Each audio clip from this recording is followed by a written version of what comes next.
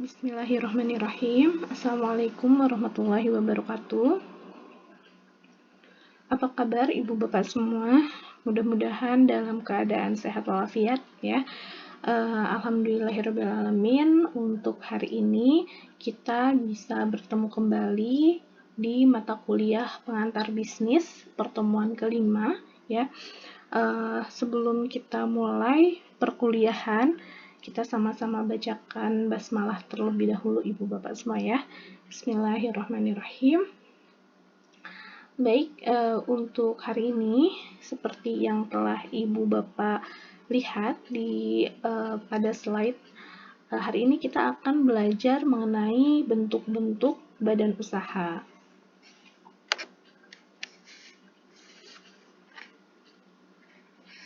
Pemilihan bentuk badan usaha ini merupakan masalah yang timbul pada saat perusahaan dibentuk atau bahkan sebelumnya begitu ya. Nah, pemilihan bentuk perusahaan ini perlu dilakukan dengan mempertimbangkan beberapa aspek begitu ya, tentunya dengan pertimbangan yang matang untuk mencegah terjadinya hal-hal yang memang tidak diinginkan di kemudian hari. Nah, bentuk badan usaha ini tentunya harus jelas menurut hukum, kemudian juga dapat diharapkan agar perusahaan ini dapat menentukan langkah-langkah yang baik gitu ya dalam penentuan atau pencapaian tujuan dari perusahaan tersebut gitu. Nah, jadi dalam memilih bentuk perusahaan ini beberapa perlu dipertimbangkan ya. Yang pertama itu adalah jenis usaha yang dijalankan ya. Apakah jenis usahanya itu berupa perdagangan gitu ya, industri atau yang lainnya. Kemudian yang kedua itu adalah pihak-pihak yang terlibat dalam kegiatan usaha. Tuh.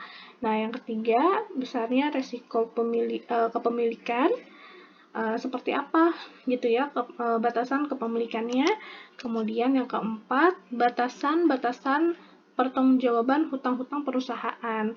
Nah, ini juga sangat penting sekali dipertimbangkan begitu ya. Jadi, ketika kita memilih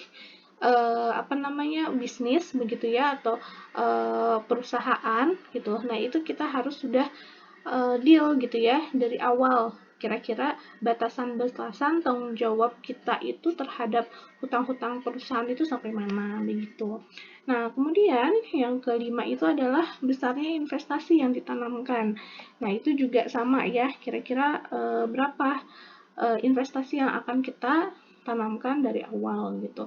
Nah, kemudian yang keenam itu adalah cara pembagian keuntungan.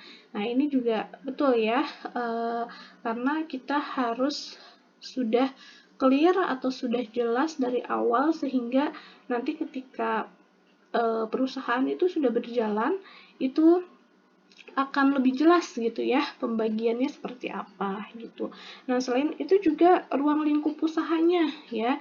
Ruang lingkup usaha kemarin kita sudah belajar ya mengenai ruang lingkup juga ya, ruang lingkup bisnis di pertemuan sebelumnya.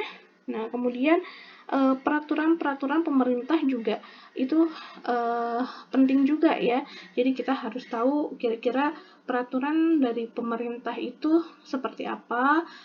Kita harus lebih update gitu ya terhadap peraturan-peraturan semacam itu agar kita tidak melanggar aturan begitu ya.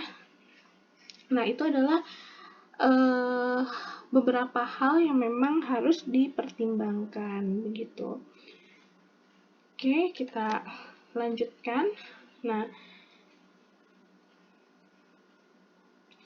di sini ada beberapa bentuk badan usaha perusahaan ya. Yang pertama itu adalah perusahaan perorangan. Kemudian yang kedua firma, yang ketiga itu adalah perseroan komoditer, keempat perseroan terbatas, kemudian badan usaha milik negara dan koperasi. Nah, insya Allah kita akan bahas satu persatu terkait dengan bentuk-bentuk badan usaha ini.